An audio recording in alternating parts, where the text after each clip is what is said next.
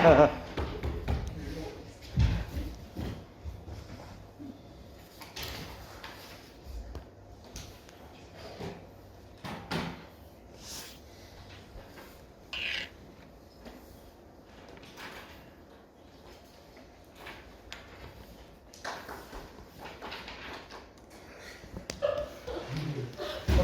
sorry about that.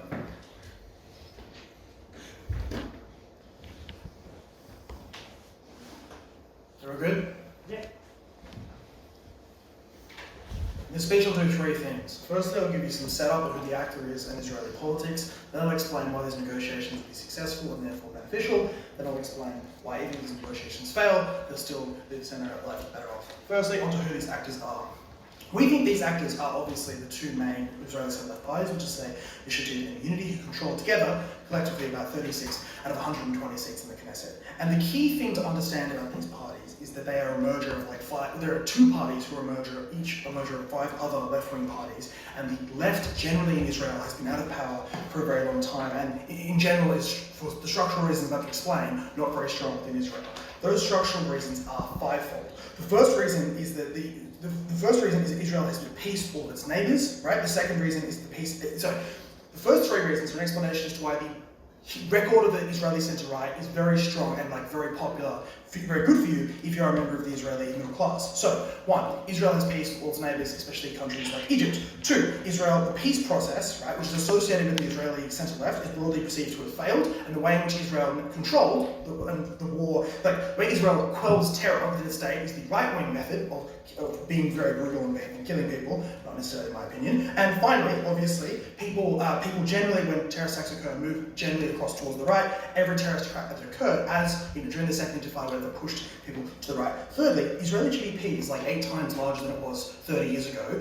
Given the right wing have controlled politics for the entirety of that time and has just left the Israeli middle class way better off than otherwise would be, this is broadly a set of reasons that you believe the Israeli centre-right has been extremely effective, and voters generally view them as such. Fourthly, Israel is quite popular within the US, which is quite important for Israelis because they feel the US is quite strong. And fifthly, and this is really the core set of reasons as to why the country is just structurally far more right-wing on questions like Palestine, is one, there was a massive wave of post-1991 ex-USSR Jews who were actually very, very right-wing and pushed the country right-wing. Two, the base of the Israeli centre-left historically is the Ashkenazi group who have died off, who are quite old, either intermarried into other more conservative groups, and had very low birth rates across the period from 1990s and 1980s till now. Which is to say, the base of the centre of the left in Israel has shrunk relative to the rest of the population than it was, literally smaller than it was in the 1980s. And the third thing is that the right-wing groups, for example, the Haredi and other right-wing, very pro-settler Israeli groups, have had very high birth rates across the same period. All of which is to say is the country is structurally right-wing. It is far, far, far more right-wing than it was in the past. It is not a place where like the pro-peace movement has been at all successful. In fact, if anything, it has become deeply entrenched and solidified. And the point of all this context is the Israeli left is desperate to get back into power and has very little path to power, because the only other possible path to power they could try and utilise is to try and ally themselves with the Arab parties. But that provokes a tremendous amount of voter backlash from all the non-Arab voters in Israel who form a majority of the overall electorate, which is precisely why they can't do that. All of which is to say is this actor obviously wants to be in power as much as possible, but is structurally finds it very hard to get into power and is desperate to do so. But the other thing we note here is that recently there have been a set of very recent elections, it's been like 5 in like 2 years or something, that is obviously quite turbulent, but notably Netanyahu's polling has remained quite constant across that time. Voters don't seem to blame him for that, but several left-wing parties like Labour, for example, failed to meet the threshold and have been punished. All of which is to say is if we have to go back to the polls again and again, that harms our actor, and they want stability, they want to be in government. Why are these negotiations then likely to be successful? Firstly, compare the 36 of 120 left-wing, centre-left seats to the 32 out of 120 that Likud as a single party controls, and then compare that to the smattering of other like right-wing seats that other small right-wing parties control. Because the Zionists only control 14, and there are several small right-wing parties that Netanyahu would have to sort of bundle together in order to create a cohesive government. Obviously, working with two established parties is better than working with the Zionists and 3 or 4 other small right-wing parties, which means, of course, you can offer Netanyahu a greater degree of stability. Secondly, the right-wing parties in general, like right-wing parties in many places, are generally quite less stable. They generally tend to make quite maximalist demands for unpopular concessions, like, for example, exemptions from military service, particularly religious minorities, or indeed quite pushing anti-LGBT stuff. And that's not in tension with Israel being more right-wing, because the way in which Israel is more right-wing is just typically more right-wing on questions like terrorism. And crucially, right, and this is quite important, as a result, Netanyahu will have a harder time managing those groups. Not only are there more of them, but they're independently more crazy. Thirdly, amazingly, it tells me, the leaders of these parties, which is Yair Lapid, I think, and who's a former Prime Minister, and Benny Gantz, the leader of the 2 centre-left parties that we're talking about in this debate, the actors, they not only have formed coalitions with Netanyahu before, been in government with Netanyahu before, but they're also old employees of Netanyahu, as he's their boss, as he apparently is the boss of the head of, has close relationships with literally everyone else in Israeli politics, because he's dominated Israeli politics for the better part of 3 decades, all of which is to say, or 2 decades, all of which is to really say, right, that it's quite easy for us to build these relationships, as long as there's a history of personal animosity there. Finally, you can offer Netanyahu 2 things in this coalition. The first is you can offer him the fig leaf of international legitimacy, which is to say, if you can send Benny Gantz to be your foreign minister and deal with the US, that is quite beneficial for Netanyahu's relations with the US, because his international relations especially prior to COVID and prior when he was in previous power, was to align himself with Trump, who was on the out of power, and is increasingly unpopular within the GOP after the set of midterms where Trump's associated with their loss, and Putin, who for obvious reasons is also not very popular right now. All of which is to say is that Netanyahu has an interest in trying to appeal more legitimate and associate himself with the centre-left and more crazy centre-right, wins him more plaudits in the international press than otherwise might. Finally, we would just point out that there's more, again, for similar reasons, within Israel, his own personal legitimacy amongst the domestic population vis-a-vis the corruption charges that still hang over his head, that legitimacy is stronger when he is with the centre-left, as opposed to hanging out with the far-right and making himself look more extreme on that basis. This is obviously good for us for 3 reasons. One, it's good to be in power, and broadly speaking, Israeli politicians have to be extremely pragmatic, because party coalitions are generally not stable, parties don't necessarily live for very long. It's good to remain in power. 2, it's important to remain viable to the Israeli public. Labour didn't make the threshold, and there are repeat elections where your parties, there's a tremendous amount of churn, your parties are in danger of dropping out. It's important to remain viable by being a part of government and reminding voters that you exist. And 3, you can actually get things done. You can demand things you can actually pass a budget and claim a lot of small wins, like paying teachers for the first time in a while and so on, approving pay rises and such.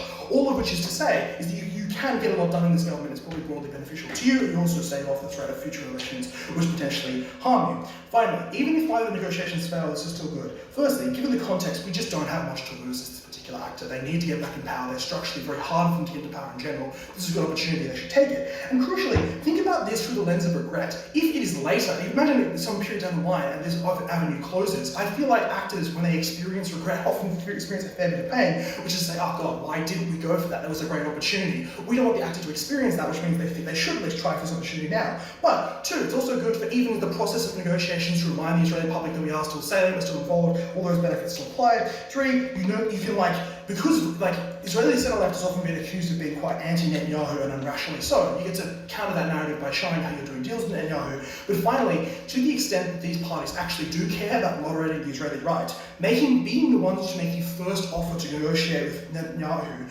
means that when it puts pressure on the right-wing parties who want to form government with Netanyahu to also make offers. So if you offer Netanyahu concessions, they also feel the pressure to make Netanyahu concessions, most of which will be to tamp down the aggressive right-wing rhetoric. So the benefit of just making an offer and putting ourselves in the game is that the right has to moderate in order to win that coalition. At the end of the day, we're probably going to get this coalition. It'll be good for us. We need to get back into power, and we're so desperate for that even if we don't, it's just good to have a name in the mix.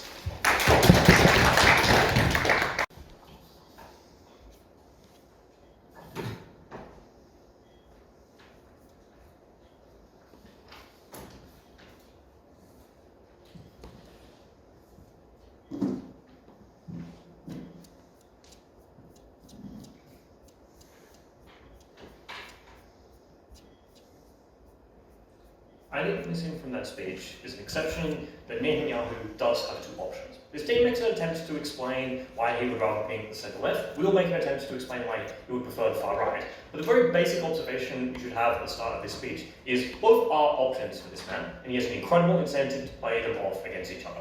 Which means I think the benefits this team identify both are small in Brendan's speech, but are even smaller than he identifies, because he's just likely to force this party to compromise in incredibly problematic ways, and even worse than that, you're likely to compromise and then not get the coalition anyway. You'll leak the deal, you'll look like a fucking idiot. Let's talk firstly, quickly, I have a single point of setup, which is just that Brendan's about like 6 months, a year out of date. The Arabs are part of this coalition. This coalition has attempted to kind of like run with what are genuinely an incredibly unpopular set of actors to most Jewish voters in this country, and they're still doing pretty well. I think that would point to the fact that this message about targeting Netanyahu's corruption and his problems is probably a pretty popular one. Let's first explain why this deal is likely to be particularly badly for you, and not even if you take it or not, just the deal is likely to have bad conditions. First is just you have incredibly little power. As I identified in my introduction, you're likely to play off, Netanyahu's likely to play off the far right and you against each other. They both would like it to be in control, both for the reasons that this team identifies the far left being pretty desperate in this context, but also the fact that the far right has kind of very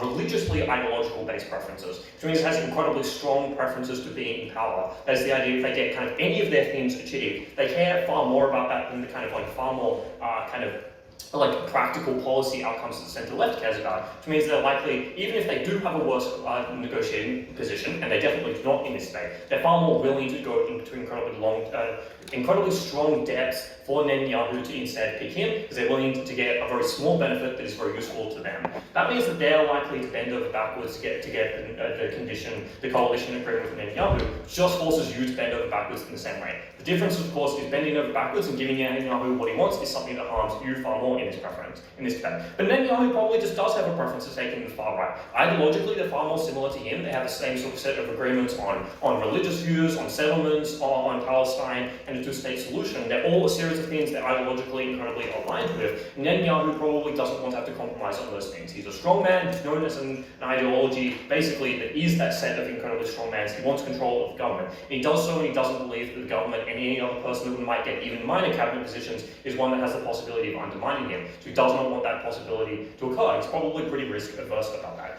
I think that just means then the deal you get is incredibly weak. You get very few cabinet positions, you get very few of the kind of concessions this team talks about in kind of budgets and stuff like that. Like I think their only actual example is that you would pay teachers, which Netanyahu probably has an incentive to do so as a fucking nationalist leader, so he can propagandize his students. But I don't even explain why being able to claim that you are the party that generated teachers being paid is a particularly large political advantage to these actors. The only explanation this team has then is that, well, Netanyahu prefers the centre-left because he has personal relationships with Benny Gantz already, which is true, they have dealt with each other before, but using Benny Gantz as a way to placate international actors as viewing them more progressive and stuff like that, they're more likely to be kind of like fair on settlements or something like that and not generate as much backlash. I think this is just incredibly obvious how veiled this is to the US. Like, policy wonks in the US can probably figure out putting Benny Gantz in control of foreign ministry isn't actually achieving much, and he's likely to be incredibly, like he's having his hands tied behind his back when he does that work. For the reasons we identified, this coalition is likely to be pretty weak for you. I think that means the benefits this team identifies of being in power or having being part of the coalition agreement is very strong. You can't really check Netanyahu, you can't really attack him. Principally, you have to stand behind a series of things and go along with a series of policies that you think are incredibly antithetical to your values. You have to stand behind saying, well, you know, like settlements and stuff like that, the kind of cultural genocide that is occurring in this context is something you agree. And maybe it's only a small minority of people that are explicitly Arab Party members in this coalition. That is obviously unbelievably against their values. But even the centre-left more generally is a party that, as Brendan identifies, prefer peace and a two-party solution, does not agree in settlements, and they've held this position for a very long time. It's a very polarised issue, and they're likely to, in themselves, as an actor, feel like awful beings. So even if they get a series of practical benefits in this debate, which they haven't explained yet, these are a series of things you have to weigh off against the very idea that you feel sick in your stomach, you feel like you're violating your own values, which means you probably lose a sense of direction of why you entered politics at all. I thought this team might explain that this would lead to denying the far-right control of the government. They don't even attempt that argument, so I think it's probably clear to say the far-right coalition doesn't really achieve anything particularly harmful for you. As an actor in this debate, they're likely to just be Netanyahu puppets anyway, which is the problem you don't want. Second argument is to explain that regardless of if you get into this deal or not, so if you end up in the coalition agreement or not, you are likely to have this deal leaked by two sets of actors. Netanyahu, as a strong man who wants to kind of own the centre-left and stuff like that, and reduce their political palatability in the future so he doesn't have to negotiate with them in the future, is likely to just kind of fucking punk you and like leak the deal and be like, hey, look at how they were willing to like bend over backwards and violate their own values, and they can't even hold themselves up to that, which is likely to be incredibly politically damaging to you in a way I'm going to explain later. But even the sets of people in your coalition that are kind of angry at the fact that you made these decisions. So maybe Benny Gantz makes this decision, but then some member of the Arab parties is like, what the fuck, that's really bad. I don't agree with these sets of things you're willing to do about settlement. Probably has an incentive then to try and force their coalition in a different political direction. And noting that because these parties are so small, party discipline is incredibly small in this context, so these people don't face a backlash from other parties. They're likely to be able to co-opt the idea that they are genuinely the real centre-left people, or they're the real people that actually care about Arabs. Which means when we have a new campaign, when parties in this context in the coalition probably fall apart, those are the people that reap the reward. So this is basically a prisoner's dilemma, where the people in the coalition are incentivized to break from it and release their deal, and Netanyahu is likely to break that deal as well. This destroys your coalition, and importantly, this coalition just has kind of been succeeding. Like, obviously this team explains why this actor is unlikely to get control of the government, and I think all those mechanisms are true. I'm not going to contest them at this point, but it does explain why the difference between you succeeding a little bit and succeeding a lot is actually kind of important. Because it's in these contexts where you actually are the actor that can hold Netanyahu accountable. You are a viable alternative government. Or I think far more plausibly, you just deny the far right control of this context, which means Netanyahu is forced to go into a coalition with you when we force a new election, which I'm going to talk about in a second, rather than in this world having Netanyahu having the option of forcing you to play off against each other. So you look like a leaker, you look dumb, you look like you're bending over backwards on your values. So I think the next thing to prove here is that this government, either the one you join or the one that the far right joins with Netanyahu, is likely to fall apart. Three reasons. First is to point out that historically these governments have been very fragile. I think Brendan understands that we've had a series of elections very recently. This points to the fact that these coalitions fall apart, which means Netanyahu is probably pretty good at forming coalitions. He's probably pretty good at playing actors against each other and getting as much as he wants out of them, but he's very bad at maintaining coalition agreements, which is why this country has gone to elections repeatedly. And finally, it's just like your coalition of this left and centre-left parties are likely to fall apart, which just means you head to a new election, you're likely to look like you're a stupid idiot for violating your own values, and you could give up on the thing that has led you to success so far, which is to explain why you're likely to succeed in this election. I want to note in two contexts here. Either this election is one that happens when this coalition government does exist, but not for very long for the reasons I just identified, or Netanyahu genuinely fails to form a coalition with the far-right party when you're unwilling to negotiate with them. What is the claim here? That is, Netanyahu is actually likely to be punished. And we can see it in this debate that he's not likely to be punished in like the strongest way possible. Clearly, historically, he hasn't been punished as much as other politicians do. But it is actually a really good way to explain why left parties have turned out to vote, and they get punished far worse when they break the government, even if Netanyahu gets punished only like some, but not a huge amount in this debate. And that means when you form the coalition and blow it up, you get destroyed. You look like you don't believe your values, you don't hold yourself to settlements and stuff like that in Netanyahu. But even if you aren't in a coalition, you can use the idea of Netanyahu being bad to turn out your voters, even if it's very hard for you to take voters from him and win swing voters, which does mean you get more control in politics. Maybe you don't get control of the government, but next time you force Netanyahu to form a government with you rather than giving the option of picking the centre-right or you, that means you're in a better negotiation place. It is this negotiation this Affirmative team does not deal with. That's why negative is going to win.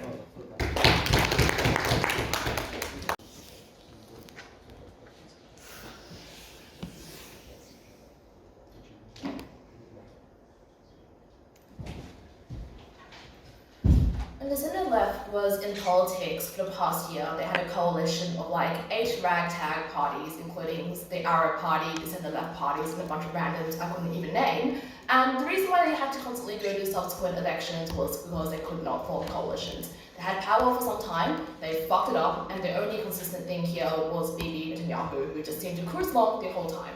Which is to say, these left-wing parties are desperate, their hold on power is weak, they've already fucked it up for the past year or so, they really do not have much options here, so one of the worst harms Tomkin brings out is maybe the government collapses again. I did not think this was the worst case scenario for a party who was already on such dying legs. But the first thing I'm going to do in this debate is take this team at the best and explain, even if negotiations fail, and even if they form a coalition and government collapses, what sort of benefits still exist and are unique to our side. The first thing I want to impact here is I think this team underestimates the existential crises that plagues the left-wing parties in Israel, which is to say the Knesset is massive, it is huge. There are a fuck ton of tiny parties who are always clamoring to get a spot in, and which also means the lifespan of a party is incredibly low to the extent that you get one seat, you get forgotten, and you get put in again. And a simple observation to make here is the centre-left bloc is consistent of little white initiative, which was the merging of 5 smaller centre-left-wing parties already, which meant that they were desperate enough to compromise some of their own values to form a bigger left bloc in order to stand up to the right. To the extent that Bibi also continues to have a death grip on Israeli politics, and Brendan explains 8 reasons as to why the ascendancy of the right makes it so hard for the left to gain power. You all believe that this existential harm is something which is incredibly relevant and something which is pressing upon the interests of these parties. And what do we change on the outside here is just to say, once you participate in negotiation, once you enter into this politicking, you open up channels of communication with Likud and those in power, so you continue to stay politically relevant. And note, this is the best opportunity to do so for the very reason that Likud and Bibi, even though they still scored around 32 seats, they also, Bibi is still, on charge for like a bunch of corruption charges, a little bit on the run there. The fact that it is still Israel has gone through years of instability, and the very fact that the past few years have left the people destitute and angry means that this probably is the best time to force some sort of concession, because the priority of most parties here is some degree of political stability. This is how you stay relevant, this is how you don't end up in the dustbins of history, and this is the way to do so. The second thing we claim here is that we also explain the incredibly important thing of moderating the right. And let's articulate what the Zionists actually want, and it is so truly undesirable. In orders of magnitude, potential concessions look like, firstly, hereditary exemptions in compulsory military service. Secondly, it looks like the crackdown on LGBT communities who they're very staunchly against. And thirdly, and probably in the most extreme circumstance, that these Zionist parties are incredibly one status. They're the ones who probably do want to reignite the conflict in the West Bank and Gaza the most, and likely to agitate for such imperialist agendas.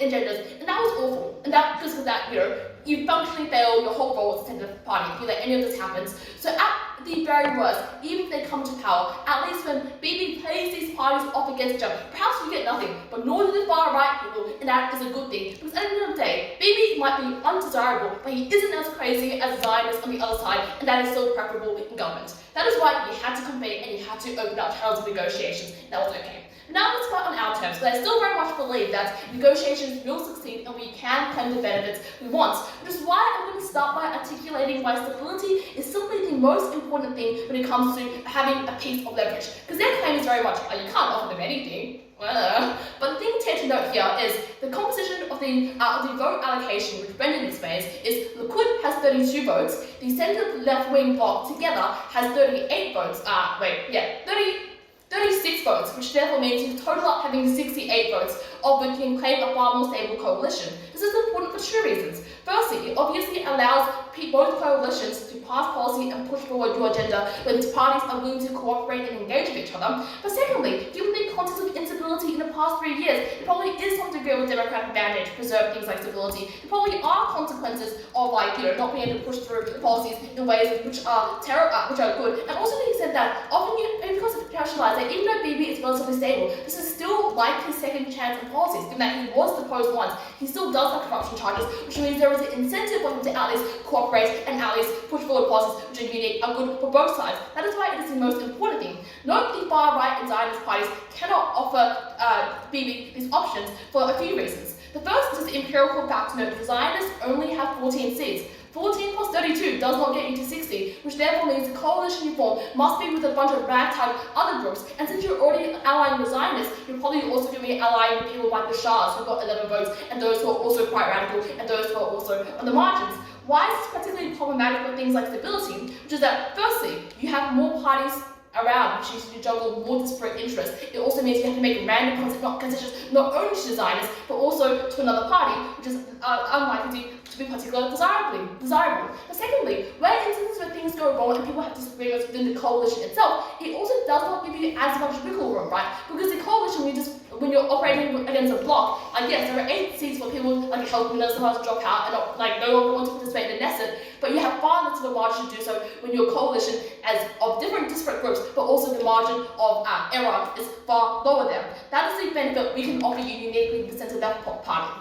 The second claim to make here is just that it doesn't make sense for Bibi because they simply are not ideologically aligned. Bibi is also right-wing.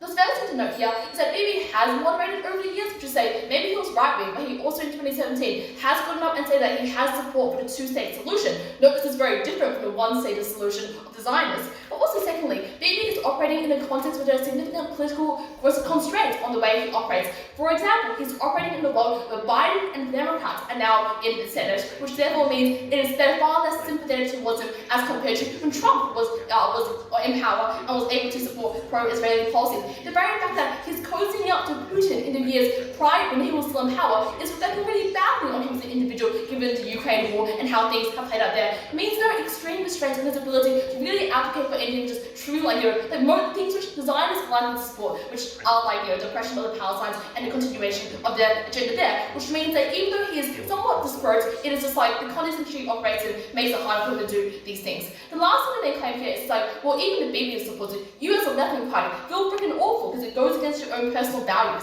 The first thing is that obviously politics is quite pragmatic and you're able to make concessions, but secondly, I already explained to you the existential threats to these left-wing parties, which means you're far more willing to do so. But also thirdly, I think you can probably justify and explain it away as being a lesser of two evils. You'd much rather Bibi and you guys, and Bibi and the kind of at the far right, were able to push forward and do more things which are completely antithetical to your values, and your ability to not negotiate functionally operates as a principled failure because you neglect the constituency and people you care the most about. Their next claim to say you look like a fool because they're going to leak the deal. I think that, number one, probably fine, look like real players, no longer obstructionist cocks in the Knesset, which therefore means probably great PR. Secondly, if we had to, we leak the deal ourselves, which is to say, now we tell our constituency that we are negotiating, which puts more pressure on Bibi to actually consider our demands fully and to actually explain why he's unwilling to help on a coalition with a party which is more stable and a party which is willing to come to the table. But also, secondly, you can obviously sell it to your constituency as well in the same way that you can just explain, hey, that's sort of two evils, relatively good things there. That therefore meant at the end of the speech, you had to believe, in our absolute worst case scenario, it is still better for the interest of the centre-left party because it allows them to survive in a particularly politically dicey situation. But in our best case scenario, we get into power, we're able to help the people we want to help the most.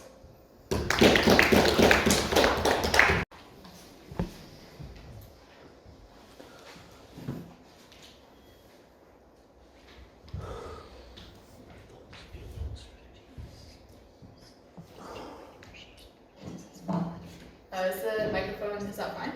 Yep. Just a note for the recording, this is for debate.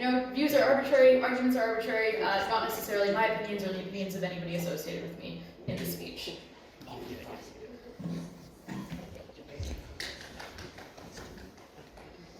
First question in this debate, what are actually the benefits of being in government? I think Kat gives you one strong imperative push that is not actually proven, and that is the idea that somehow parties that are headed by people whose names even I, who knows very little about Israeli politics, recognize, like Benny Gantz and Yair Lapid, that somehow those parties are at risk of being consigned to the dustbin of history if they do not enter into a government right this very second. I think that is unbelievably unrealistic, when the counterfactual is obviously that these governments form the bulk of the opposition, that they are vocal in that respect, that they are headed by experienced operators who have government experience, who have personal ties to Netanyahu. These center-left parties are not at risk. They do not need to enter into a government that is unlikely to survive for particularly long anyway, for a number of structural reasons that we give you, and that at times they seem to concede. Which means that the benefits of being in government are just very dubious. It doesn't really do anything for these center-left parties. They already have high-profile leaders. They already have credible governing experience from the past, so they don't get those types of things, and they don't meaningfully improve. And of course, anything in terms of a benefit of the teachers got paid, or the trains run on time, or what have you, is something that Netanyahu will claim as a personal benefit. He will say, look at how I masterfully manipulated these center-left parties into supporting my ideals.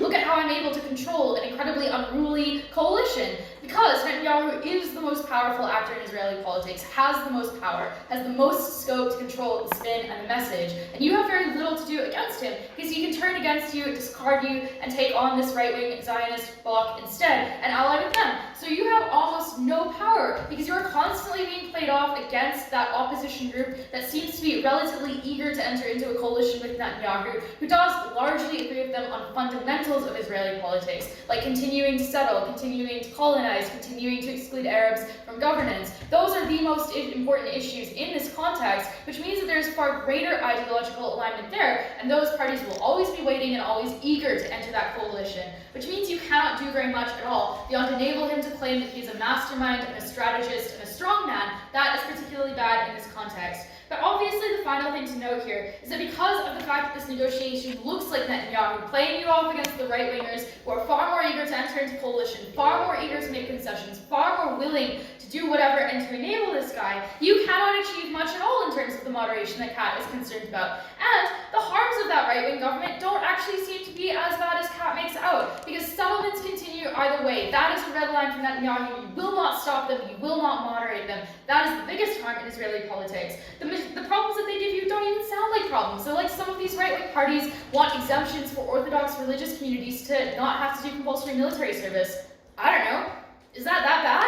That actually seems kind of okay. Like it seems kind of justifiable. Maybe we shouldn't make Orthodox Jewish people be in the military. That's not really a massive harm that I'm concerned about in the debate. The homophobia stuff, that seems pretty rough. But I doubt it's particularly powerful at the point where, Israel actually gains a huge amount of political capital and goodwill from countries like the US and the West by being like the center of gay rights in the Middle East and being the relatively most progressive one. That is a massive part of how Israel gains things like aid and support, which means that is also something that those right-wing parties are unlikely to meaningfully change beyond maybe some slightly worse rhetoric. Play that off against the harm of settlements. Weigh that off against the harm of colonialism. I would suggest that it is lesser. But then we give you a bunch of reasons as to why just attempting these negotiations and potentially failing them open you up to a series of risks. What if somebody leaks these negotiations, leaks how you are bending over, how you are offering to make these concessions, how you are happily trading off the lives of Arabs? That is something that kills you when it gets out. Because people are voting for these centre-left parties because they don't like these things. And many Israelis are increasingly turning against things like, the literal reminder that this is not necessarily my personal view or whatever, but what could be described as a genocide in the Middle East against Arabs on the West Bank and in Palestine. Many people don't like that stuff, and it's increasingly something that people don't like. Yes, Israel is structurally right-wing. Yes, the majority of voters dislike it, but enough of the majority of voters support it. But enough of them are turning against it that you can maintain your power, and perhaps in the long term you could grow it. But if this stuff gets leaked either by dissidents within your party which is a recently amalgamated mix of 5 other parties combined with another party in the same position, if some dissident leaks that, or if Netanyahu leaks it deliberately to humiliate you, that destroys your credibility. It makes it incredibly difficult for you to demand concessions or to get elected again, because the Knesset is an incredibly hyper-competitive environment because of the fact that it is a single-seat proportional system, which means that you as a party or as an individual don't actually need a huge proportion of the voter base to get elected. So it's very easy for these groups to just be replaced by other left-wing parties at the point where they are no longer the most credible bit of the center-left. That is destructive for you and an actual existential threat. The second actual existential threat that we demonstrate to you is that given that these center-left parties are relatively new, have just kind of amalgamated and are composed of a relatively diverse group of people who have not been properly assimilated within them, there is a possibility that people just leave you, that people decide that it's better for them to strike out on their own as an independent, and they can do that because of the mechanics of how the Knesset works and how little of a percentage of the vote you need. And obviously, at the point where you do that, in effect, that probably raises your public profile quite significantly and keeps you elected for a while, which means just trying to whip your own members and keep your party together is very, very difficult. But the final thing that we tell you is that this is a real and significant principal harm. They say maybe you have a mandate for stability, but you clearly have a more direct mandate to follow through on your principles, because that's why people voted for you. If people wanted stability, they would just vote for Netanyahu. Clearly, your voters care about your center-left ideals. They care about the fact that you want to moderate settlement. They care about the fact that you want to meaningfully change these politics. And at the point where you bend over and give up all of your ideals for Netanyahu, those voters will not turn out for you in the future. So if this government collapses, if there is a new election shortly, probably within the next 3 or 4 years, your turnout is depressed by this betrayal, and it is a principal harm, and it is unjust, and it is a disgusting back betrayal of your own mandate, the clearest mandate that you have. final thing then, even if you could get into this type of coalition, could it possibly hold? Note that the risk of it collapsing means that Netanyahu is able to use his relative power to completely blame you and force you to eat the blame of that collapse, force you to eat the blame of teachers not getting paid, and eat the blame of why people need to go back to the polls again. So if it collapses prematurely, that is a destination for you and doesn't hurt Netanyahu at all. That means that the right-wing party ends up in a far stronger position because you are hurt, but they are not, and Netanyahu is not. Which means that when the next election occurs, that right-wing party is the only credible alternative, can demand more concessions from Netanyahu, can make things far, far worse if you believe that that is possible. Flip that situation on our side instead. They give you a series of reasons why Netanyahu perhaps is concerned that this right-wing bloc is unstable. I would suggest that this right-wing bloc is both unstable and also relatively more powerful in the sense that it can extract concessions because it can use that instability as a way to change things. But that means that counterfactual government is probably going to collapse, and that Netanyahu then uses the same mechanism to blame that right-wing bloc for the collapse. That erases their credibility, it depresses their turnout. You benefit comparatively, which means it is very easy to wait 6 months, wait a year, wait for the next election when you were not associated with Netanyahu and his corruption and his crimes and his horrific, all of the awful stuff that he is doing. You do far, far better because you escape that taint. You can maybe actually extract meaningful concessions and meaningful changes and actually elevate yourself and establish yourself as a more credible alternative. They just don't give you an imperative as to why you should join this now. It is far, far better not to risk it. It is far, far better not to do the principal harm of betraying the people that voted for you, but also to establish the fact that you're willing to wait it out. That gives you leverage over Netanyahu. It means that in a subsequent election in the future, you can demand more things in the way that these parties in the past possibly have been able to do so. Note again the risks that this team has to accept, that they have to defend in order to explain why you should enter into this government right this second, or try to, instead of just waiting for the next election, which will happen relatively soon, almost certainly. I think we win this debate clearly.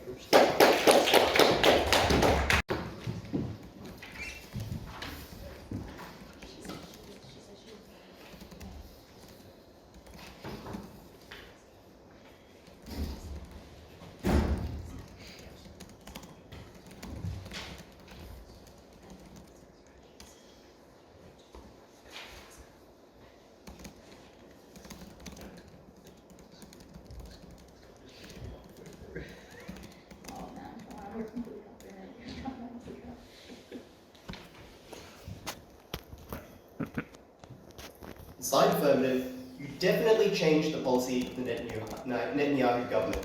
Whether you form a coalition or not, you moderate the policy of politics that occurs in Israel. You shape the world to be one that more clearly reflects the views that you believe in. The only thing that they give you in response is a series of wishy-washy principles and preferences about why you ought not engage in concrete change. So the very first thing I want to do is just explain why this actor obviously cares about pragmatism over any of the things that they tell you, which really just don't stand up to any level of scrutiny. There's a couple of reasons why.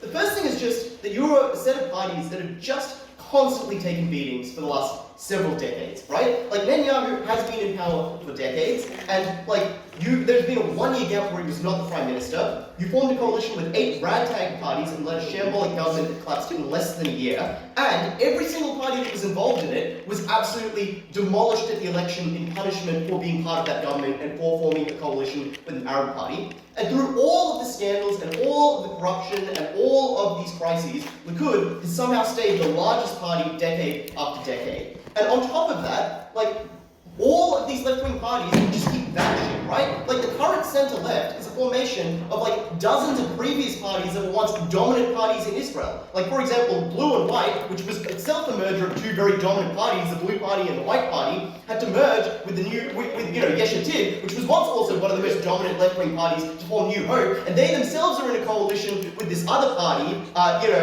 in order to just have any hope of being relevant in this government at all. So the thing that you have to stand on their side is just a decline as you constantly become less and less and less relevant. And we would suggest that means you're probably very pragmatic. There's a couple of reasons for that. The first is just that the Knesset is in constant flux, so it's unclear that anyone is really that deeply committed to any position. The second we say is just that most guys have already worked for Bibi. A lot of these guys were part of Likud and splintered off into other parties, which suggests that Israeli politics is very famous for lots of parties existing that don't have these very clearly ideologically held positions, and that in fact politicians are very pragmatic. But thirdly, and really the most important reason.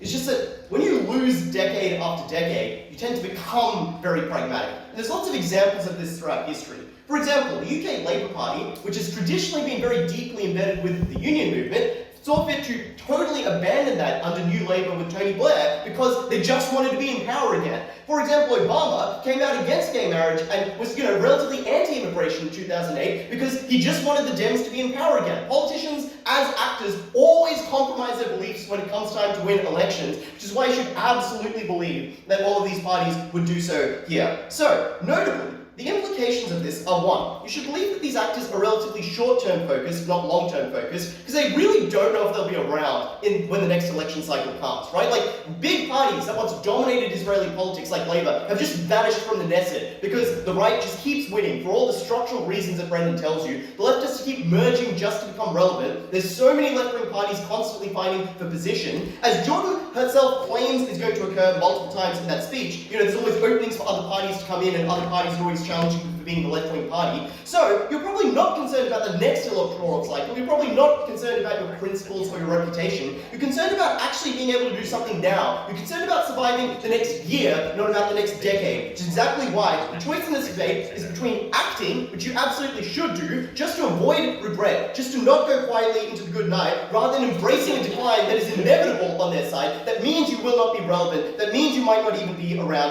at the next election. Which explains why literally all of their arguments about principles and voters and you believe this or believe that just do not hold up. Let's then explain the second important part of this debate, which is just how would BB react? Because he is the centerpiece to the decision of whether a coalition would form or how any negotiations would occur. We have noted several things about him. One, he's literally been Prime Minister for the longest time in history of any Israeli Prime Minister, despite multiple scandals, despite numerous opposition parties and coalitions and grand coalitions of all the left-wing parties, and after crisis after crisis. He's come out on top over it all. Why? Because he's incredibly pragmatic and because he knows how to play other parties against each other, which means that their claim that he would just form a coalition with the right-wing government is obviously not correct. He would obviously spot an opportunity and he would obviously be able to see, well, there might be an opportunity here to form a government with the centre-left, and he's very likely to enter that government for all of the reasons that we explained to you in Brendan's speech, right? This is a particularly good deal for you. There are a whole bunch of reasons as to why this government is good. One, they just have more seats, so you have a wider majority, which means you can, if one guy is sick or if one guy has crazy opinions, you don't need his vote to pass policy. It's not going to bring the whole coalition crashing down, which you probably fear having had 5 governments in 2 years in Israel. Secondly, we explained that all these parties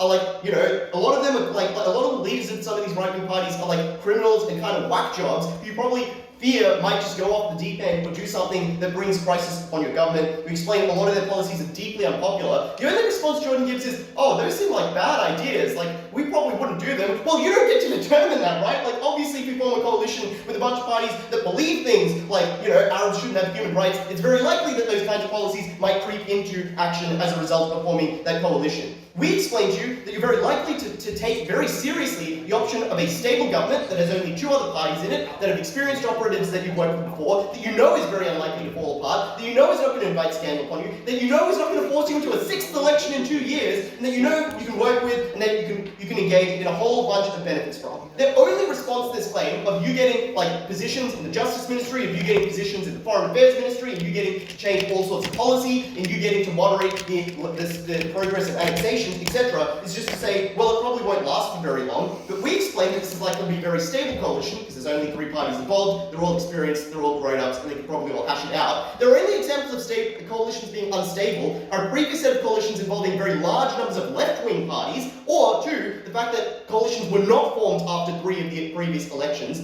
notably, that was no coalition being formed, not a coalition being formed and a coalition then exploding afterwards, which suggests that this is likely to be very stable. But finally, let's explain the scenario in which we do not get a deal, because this is still absolutely a win for side Affirmative. Because all they got on their side is Benny Gantz gets to feel self-righteous and be didn't compromise my principles, but politics gets significantly worse. We get to moderate politics regardless of whether we form a coalition or not, because BB is smart, right? If he knows that both parties want to be in power, he can obviously force both of them into significant concessions, their own logic, which means that, for example, instead of the very deeply far-right politics of the Zionist movement, you get policy where even if you don't get in government, is far closer to the Likud platform than to the deeply problematic policy of the Zionists. And they say, well, there's no real difference. Of course there is. That's why they're separate parties. Netanyahu is a very famous man. You wouldn't vote for someone other than Netanyahu unless your views were very radically to the right of his. And that's why we explain to him things like believing Arabs have literally no human rights, believing we should immediately invade all of Palestine and kill all of the people there. It's things like believing that drone strikes should begin again. It's things like believing that LGBT people should strip of their rights. It's all of those things that they just say, oh, that's unpopular, that wouldn't happen. But they would, because you would be forced into, if you do not negotiate, then those right-wing parties have way more leverage, and they're able to demand those things of Netanyahu in order for their votes. They know that Netanyahu needs them to come to power. They know he's desperate to stay in power, and to be able to leverage those things. On our side, we take away all the leverage of the Zionist parties. So even if you believe we don't get a deal, we absolutely defang the worst actors in the debate. And the benefit of avoiding that level of human misery far came on top of any of the stuff they told you about, like, well, it would feel a bit bad at the end of the day. Look, at the end of this debate, the thing you need to remember is that Netanyahu was a smart guy, so the worst thing he was going to do was negotiate everyone off and get his way. That was far better than worst case in this debate. And you should take it, because the comparative was decline. We said act, don't regret. I'd like to thank you for the speakers for that speech, and now I'd like to welcome up the third native speaker, who will be substantial. Yeah.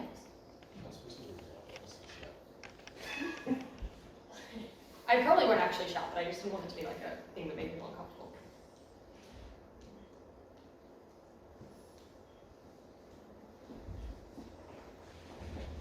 The first thing I'm going to do in this speech is talk about why the negotiation fails and why that's terrible. The second thing I'm going to do is talk about the stability of any succeeding coalition. And finally, I'm going to talk about how even if you get this coalition, you are screwed for the rest of the time that you wish to exist as a party.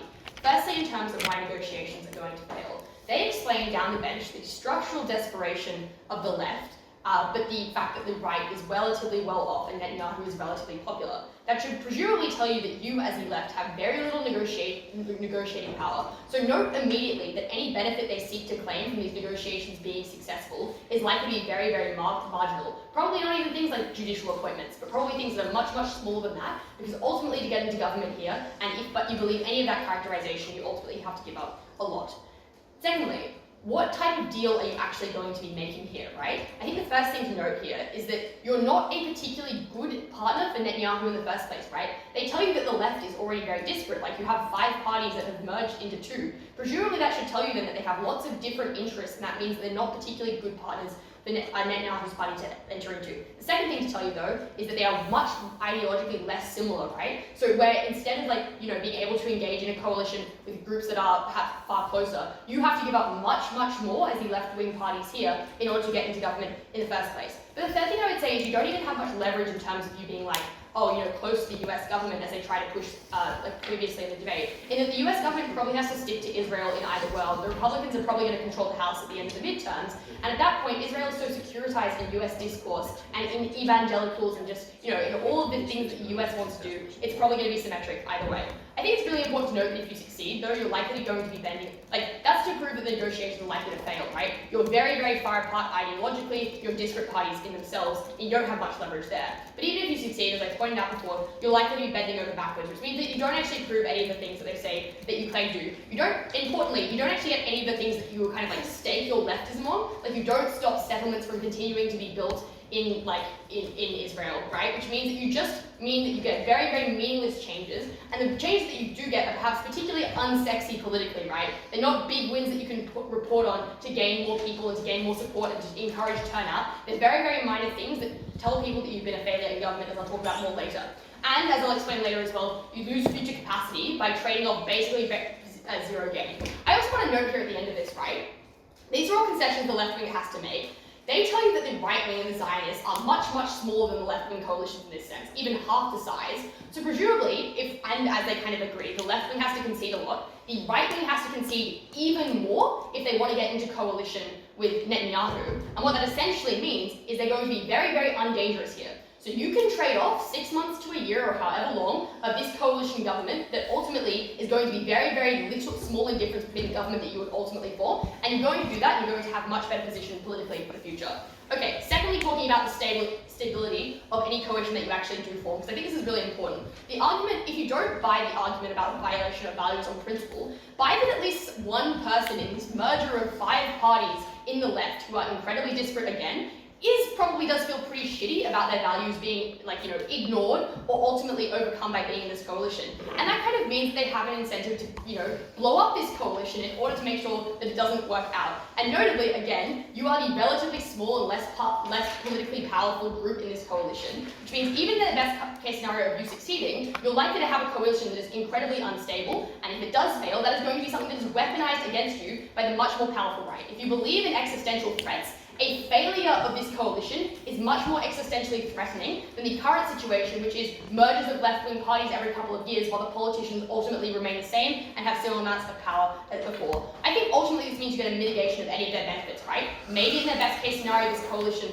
lasts 6 months, but it also is an immense harm because you are blamed for screwing up this coalition and for screwing up something that could have been normal and positive. And particularly true if you do try in the future to get any benefits that actually align with your policy platform, that's also again likely to blow the coalition up. We would also note though, again, even if you don't believe that the right-wing coalition is going to be relatively harmless, that coalition as well is also likely to be relatively unstable, but now you can weaponize it against them because you were not involved in it in the first place. You can point out to this pattern of instability and you are not involved in it and you can be the key to stability, whereas in their world you are part of the instability and you cannot escape from that. Okay, finally, in talking about future electoral prospects, right? They say that this is an existential threat. Netanyahu is super powerful and untouchable, which I think is probably true in the general sense of Israeli politics. But I would also point out that in this point in time, it's probably the most powerful the centre-left in Israel has been in ages, and the least powerful Netanyahu has been in ages. The reason why we keep having these elections is not just because the centre-left cannot form a coalition, but also because Netanyahu has failed to form a stable coalition in these past years. Which means, as the left right now, you have significant momentum. When they fail again, you have the ability to say, here was another failed coalition. You draw more and more turnout for people who probably believe in your ideas. Perhaps you even convince some people who would be on the centre or on the fence. Either way, in any case, it makes your platform more appealing again, whereas obviously that's not the case, the status quo. Again, let's talk about the principle here. If you don't buy the principle, you should probably buy that some voters in your electorate do care about your principles being ignored. Probably a lot of Arab voters and from the Arab parties there. They say, well, in response to this, the Dems, violated their principles here. But the difference was, once the Democrats got in power, they actually had the mandate to do whatever they wanted to do, and it didn't matter what they said before the election. But here, you don't have that mandate. You are stuck living with the mandate of a right-wing party that you disagree with, so you cannot just ignore that. Voters will care. So, why is this bad for elections? Firstly, if you don't succeed in these negotiations, we tell you this is likely to be leaked, whether by Netanyahu or whether by people who are aggrieved members of your own coalition. And that's incredibly important, right? Because you don't really have power over this narrative at the point at which you are the relatively weaker coalition here, right? It is likely to be weaponized again by Netanyahu and the right-wing media to suggest that you were, an Israeli equivalent of champagne socialists in this instance, right? You're hypocritical, you don't align with your own values, and you're going to do it to try and drive down left-wing turnout. But I also think it just means that the public will care in this instance as well. Israel, due to the proportional representation system, the Knesset, is a particularly good environment for new parties to pop up, which means voters have somewhere to go if they disagree with what you say. But also, specifically, because it is, non-compulsory voting, if people feel like you have failed them by not giving you the sufficient policies that you have promised them in the first place and they voted you for, they can just not show up to vote for you the next time, right? Which means this is actually worse for you if you do get into the coalition, because when you inevitably fail and fuck up, the next time voters go to the polls, they realize that you were useless in the first place, they either vote for someone else or they don't vote at all, which means that Benjamin Netanyahu's presence gets even more legitimized and maintained over Israel. I also think here, even if you do succeed in this coalition, get some things, any good things that you get are likely going to be claimed by Netanyahu. Like any stability is going to be claimed by him managing the coalition well, as Jordyn and Tom told you. And as I said before, any achievements that you do get are likely to be minor and are probably unlikely to be able to stick in the public's mind sufficiently for that to award you a win at the next election that you want to go to as well, because it's comparatively much smaller to the benefits that Netanyahu has gained in his own victory. So even if you do get some successes, voters don't perceive it that way. I also think this is particularly bad for your momentum, which Jordyn and Tom have told you before, right? It's particularly vulnerable right now, at this moment where you're probably the most strongest you have been in years and years, to give up that momentum and say you're going to cooperate, ultimately fail, and then lose that chance that you had to keep building that momentum for the next election. As I said, even though Netanyahu is structurally stronger in Israel, this is a moment of weakness, a moment that you have to capitalize. The worst case scenario on our side is parties have to continue merging, but the politicians and the ideas remain the same. The worst case on their side is the left suffers a terrible, terrible defeat at the next election after they fail in this coalition. That seems much, much worse, proud to oppose.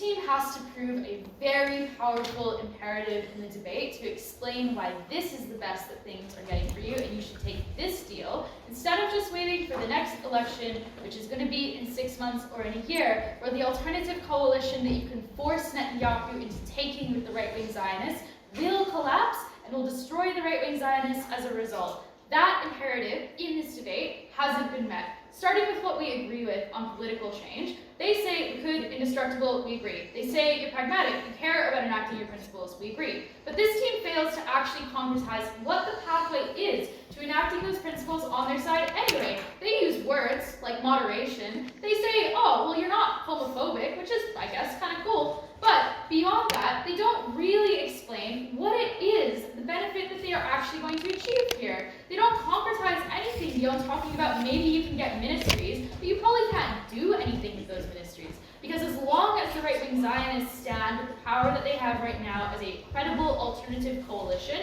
that you are getting played off against them. You will not stop settlements. The right-wing Zionists are happy to support settlements. Settlements are red line for Netanyahu, which means you have no power right now, but at the point where that alternative coalition fails, you could, because then you'd be the only way for Netanyahu to form a coalition. They suggest then that the imperative is in erasure. They suggest that parties rise and fall, but Yair Lapid and Benny Gantz have been around and have been heads of many parties and parts of many parties.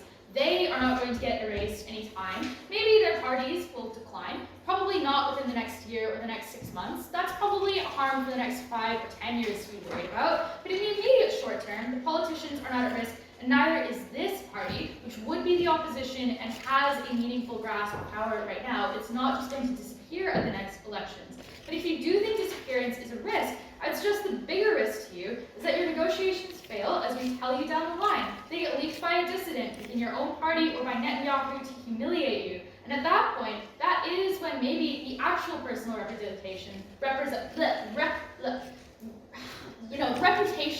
of these people are actually damaged, and maybe that's your existential threat, but they don't prove one on their side. Let's then talk about why it is that you should not do this now. The important thing to remember here is that Yair Lapid and Benny Gantz are not at an existential rest personally, and that you do control these coalitions. What you need to do instead is refuse to form this coalition. Stay true to your principles, inflame your voters so that they turn out for you again in 6 months, and instead force Likud and the right-wing Zionists into a coalition. These guys suggest to you that the right-wing Zionists have this really crucial policy platform where they are intensely homophobic, but we would suggest that that is probably another red line for the reasons that I give you, that pro-LGBTQ stance in Israel is crucial for getting foreign support, and in particular American support, which means that that is also something that Likud is unlikely to compromise on. And if you believe that those right-wing Zionists believe it so fully, that explains why that coalition collapses. It explains why then Likud blames the right-wing Zionists and tars them. That explains, as a mechanism that we give you again down the bench to no real response, that hurts the right-wing Zionists. Yes, it doesn't hurt Likud. Yes, Likud goes into the next election and gets the same amount of votes, but you get more because the right-wing Zionists turnout depresses, but your members believe in you. They are impressed that you held to your principles, and they turn out more. You benefit proportionally. You have stronger power. There is no alternative. Netanyahu wants to form a government, and now it's 6 months more that teachers haven't been paid, so he's probably far more motivated. So if you are so pragmatic, if you do care about enacting your principles, why do this now? Why not just wait 6 months? It is far less riskier for you, far less likely to hurt you on a principled level, far less likely to betray your voters and to hurt your turnout, far less likely to cause all of the problems of furthering and enabling the settlements on the West Bank and the Gaza Strip. That is so clear. We give it to you down the bench. They never respond to you. We explain that allows you to get Arab representation that is meaningful. We explain that maybe does allow you to reduce the pace of settlements. All of that is unbelievably important and incredibly powerful in this debate. Proud to negate.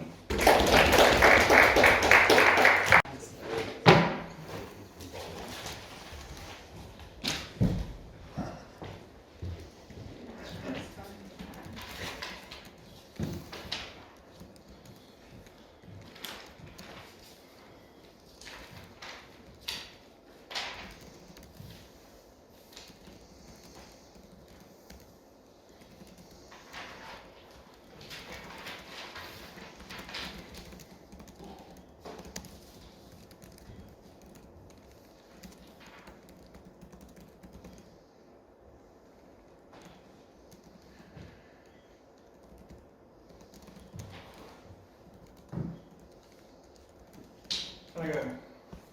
Yeah. Side negative saying wait. Wait for what? Wait for Bibi to just go away? Wait for the centre-left to storm to 60 seats in the Knesset? Wait to form a coalition with the Arabs and then get destroyed in the next election because most voters don't like Arabs? Or wait to form a coalition, perhaps with the far right, in direct contravention of side negative's own material? What on earth does the centre-left have to wait for? The answer is the magical logic of neg bloc. We hear for the first time at third neg that there is some magical momentum that can carry the left wing to a vast majority and a commanding position after the next election. Or that Bibi's and right wing's government would collapse, which is A, a total assertion, and B, appears also for the first time a negative reply. The problem for this team, the giant sucking chest wound in that case, is why on earth we wait? Why would the next election be better when the past 10 have been terrible?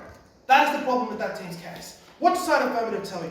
Side Affirmative tell you that in the longer view, the Israeli centre-left has spent decades trying not to drown because a variety of demographic and historical factors has meant that the old glory days are gone, and together you form at most like a quarter of the Knesset, you occasionally get into power, the ragtag group, other parties, you don't get anything done, and you get dumped out of power. The only constant in Israeli politics that both sides agree on is Netanyahu. And, crucially, it is for this reason, the first part of this debate is about why this deal will be attractive to him. Affirmative explained that 1, the centre-left has 36 seats, which is more than any other bloc. 2, there are 2 parties instead of 5, which make them easier to negotiate with. 3, maybe he has pre-existing relationships with these parties. 4, they can offer the fig leaf of international legitimacy for other nations. And 5, there is at least some domestic legitimacy compared to the right. We only get 2 bits of direct response at third negative. The first response is that our parties are also mergers, but they're run by former Bibi acolytes, which is the first affirmative material that explains precisely why those guys will be able to keep the party in line. The second thing they say is the US government is going to stick to Israel either way, which one doesn't respond to the other stuff, but also 2, misses the material from first half that explains why specifically Bibi's popularity among Western elites is not very high right now, and it'd be good for him to shroud himself with some centre-left coverage. They have no other response beyond that. It's just to say that, oh, Netanyahu is ideologically opposed to you. The guy who has been the longest serving ever Israeli Prime Minister. A system where there is no serious party loyalty and everything is up for grabs. He is a pragmatist. That is how he has survived, which is the claim of the Side Affirmative. And what that means is this deal is actually very likely to go quite well, and they have no other reasons for that beyond 2 bits of sparse rebuttal we hear at third negative. But let's say it was a failure, as they claim, right? Let's say it was the case. They say you might look foolish. Compare the 2 stories. Affirmative say, well, voters will take you far more seriously because you're getting off your anti-Netanyahu fetish and you're actually engaging seriously in politics. And you might want to link it yourself for that reason. They say you might look like silly playthings of Bibi. Obviously, both characterizations are plausible, but the background of characterization here that Side Affirmative gives, that Side Negative never seriously contest beyond some basic assertions. Second is that the centre-left is very weak historically. Most people see it as very weak. Most people, it needs to be seen as part of government in order to be taken actually seriously at all. It's for that reason that it's far more likely you're seen as silly. Even if you are seen as silly, you're seen as silly right now, so the cost is honestly pretty small. The next thing they say is you have ideological reasons. But we explain at first affirmative that Israel has moved to the right. You are now far more right-wing than you were in the 90s. The ideology doesn't have the same power. You guys, the leaders, used to work for Bibi. They are not themselves serious ideologues in the way they used to be. We then also explain you can moderate the right wing by forcing them to put concessions, because if we put an offer, they have to put an offer, and we can moderate them in that way, which achieves our goals. The final last gasp is they say that our government with Bibi would collapse. 1, you still get the benefits of staying in power, which they never directly rebut. 2, you get the credibility bump being associated with Bibi, the most popular and stable figure in Israeli politics at the time of Muslim instability. So that's good. 3, it wouldn't collapse because everyone involved has its incentives to keep it going, which is the exact point of the affirmative case. Compare the 2 cases, compare the 2 stories, make a decision you know is right.